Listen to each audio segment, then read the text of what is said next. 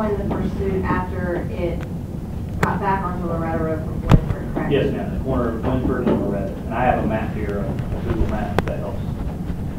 I'm familiar with the area, but I don't know if anyone else wants to see it. Did you feel that the pursuit was justified from the very beginning based on the information on the criminal mischief? Yes, ma'am, because basically Officer Holmquist, when Officer Holmquist, communication between Officer Holmquist and Lieutenant Heiko was down, this is a criminal mischief suspect, but he also was sitting on run also.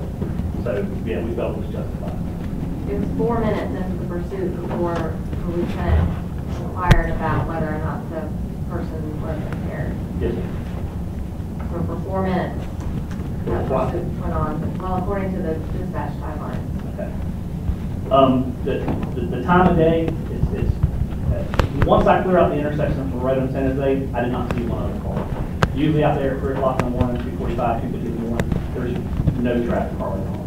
He's going on a straight road, and you can hear the officers coming kind of parallel the pursuit. So I believe that's what the justification for is like. Jacksonville policy does not allow us to pursue for criminal mischief charges. That's correct, that he was possibly the one with the weed. However, we didn't know that until more than 4 minutes into the pursuit. I'm just trying to make that clear. Or at least that wasn't voiced over the radio until 4 minutes into the pursuit. Whether the officers who were doing the pursuing knew that or not, but it wasn't made clear to anybody, supervisors who were listening until it was well into the pursuit. Yes. We'll turn into Lofton Alley. It's before you get to San Jose on Loretto, and then turned on to Purdom, and right where Purdom meets Gwinford, it came to a stop because Officer Carlson was there, and I actually had to swerve to miss the vehicle. I went to the left side of it, and Officer Darty was behind me. At that time, the vehicle backed into Officer Darty. I wasn't aware that that happened. I was kind of in front of it, and the vehicle was able to maneuver and continue on Winford towards Loretta Road. Do you think that he intentionally backed into Officer Doherty's car, or was he trying to get back onto the roadway so he could get back onto Winford? If you're asking my opinion, I think he intentionally backed into Officer Doherty. Did he hit the car sometimes? Absolutely, there was a violent crash. I stopped my patrol car in the grass on the east side of the road, right before Purdom and Winford, and my intention was to get ahead of the men, hopefully, and the pursuit.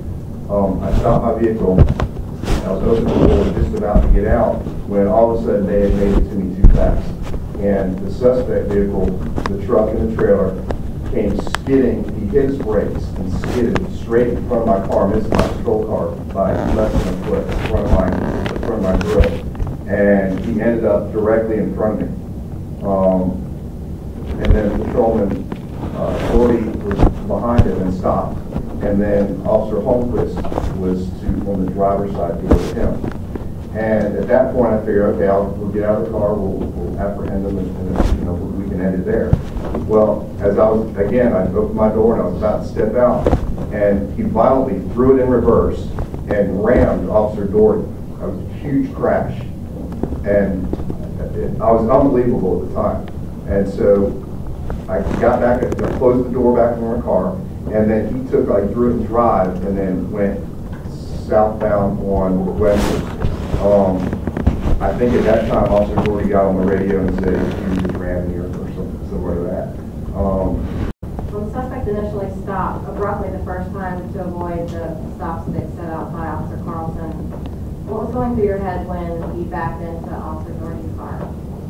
Actually, I didn't know he backed into the car until Officer Doherty said it on the radio. I swerved to miss the guy whenever he stopped. I swerved to the left of him, and that's whenever he backed up. I didn't even know that he backed into him until he said it on the radio. A few seconds later, Officer Doherty comes up on the radio and says that the suspect is backed into his vehicle. Hey, Brownie Boy just backed into my police car. He's now back headed on Loretta Road towards Elgin. Go. Approximately 30 seconds later, Sergeant Carey comes up on the radio and says, take him out with a gun. Take him out with a gun. A few seconds after that is when you hear Sergeant Carey come up on the radio and advise the lieutenant that someone's been shot up. So I'm trying to catch up to him, and he comes to a stop. It turns out to be just east of Acosta Road, Acosta Street, I'm not sure. So I pull up.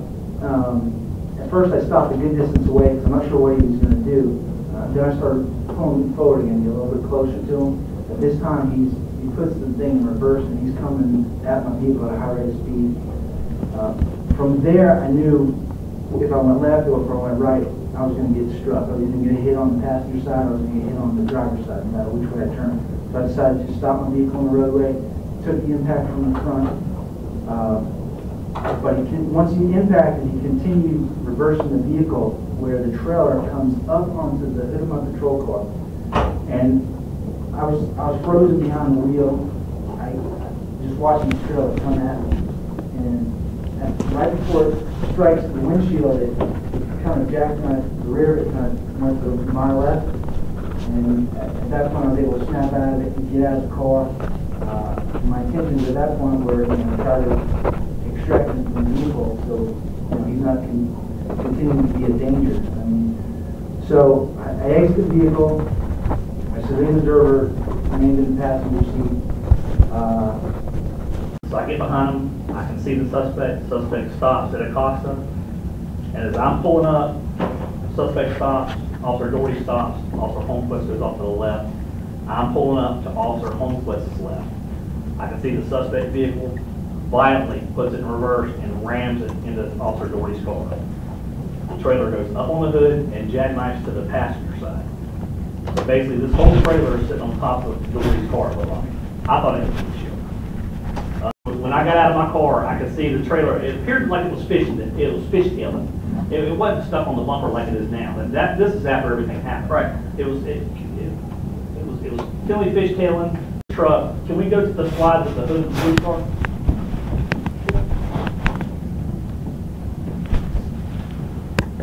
No, the other one, but right there. There are several scrapes on this hood. There was some testimony made that the trailer instantly got locked on the car. That's not instant. That's several times on the hood. That trailer was back and forth on the hood. That didn't slide there one time and just lock on the hood. The truck was going violently back and forth. Can we go back to the diagram again?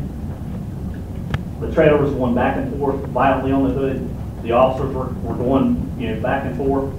Walking around, as I'm running around, I get in this area right here. As I'm running, I can see the civilian observer in that car. There's a street light right here, basically over the suspect's car. The lighting is absolutely incredible. The whole scene was lit by a street light. How long do you think that you and Officer Doherty physically struggled with the suspect before being told to back away by security? 30 seconds, maybe more, maybe 30 seconds to 45 seconds. Did you ever hear Sergeant Carey make a statement, take him out with a gun? Yesterday was the first time I heard that statement. I didn't hear it that night. Do you know if Sergeant Carey was present when the trailer backed onto Officer Doherty's car? I know I think he was the vehicle behind me on Loretto, but I don't know exactly where he was at. You said you've worked with Officer Doherty a lot. Were you confident that you and he would have been able to get that suspect out of the car? Yes, ma'am, I am. So if Sergeant Carey hadn't come out and told you to step aside, you believe you ultimately would have been successful? I don't know. I thought we could have got him as much as we had our hands on him, and we did not. Where was Sergeant Carey when the trailer backed onto your car? Do you know? I'm guessing somewhere behind us. I don't know. You consider using your taser when you got up there? No, sir. I considered it, but the taser wasn't going to do any good because the accelerator was a problem. I considered using pepper spray. That's not going to do it because the foot's on the accelerator. I considered all that, even though this is a deadly force situation. From the time I got out of my car to the time I got around here, I considered every option. Putting a car here and blocking him in with a threat backwards, extracting her. I considered all that. And the only option I felt The only way we could do it is if A, they couldn't immediately extract him, I was gonna use deadly force. Okay, thanks. How long, in seconds or minutes, was it from the time that the trailer made it up onto the hood until the time you fired your first shot? Can we go back to the diagram? As I'm pulling up, I'm still in motion, the trailer goes up, jackknife on the hood. Before I'm stopping, I take him out with a gun. The officers are approaching.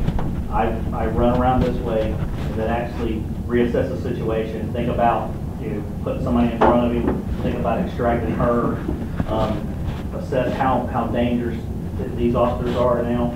I'm guessing probably 20, 25 seconds. I'm just guessing. I said, take him out with the gun. I exited my car. I exited my car and ran around this way. I ran around, I see the two officers engaged with the suspect right there. They're basically maybe elbow in the car trying to get him. I said, okay, well maybe they can extract him. Officer Doherty and Officer Holmquist are two of my best hands-on officers as far as the squad goes, because they've worked around together for a long time. And ever since I've been a sergeant of the squad, I've seen them have to physically confront a couple people, and they usually get control of people pretty quick. So I said, okay. So I pull on the door handle, the door's locked. I took my flashlight, and I've had cases in the past where I tried to break out a window with a flashlight, and it didn't break very easy. So I hit this window as hard as I could. My whole arm went through the window. I ended up getting cuts all over my arm. I grabbed hold of his left arm. I believe I tried to grab him around the neck a little bit. And I was trying to extract him out the window. Were you confident that you and Officer Holmquist would have been able to get the suspect out of the truck if Sergeant Carey hadn't told you to step back? I can't say. I mean, I was doing my best to get this guy out of the car, and we couldn't do it. Have you ever taken an uncooperative person out of the vehicle before?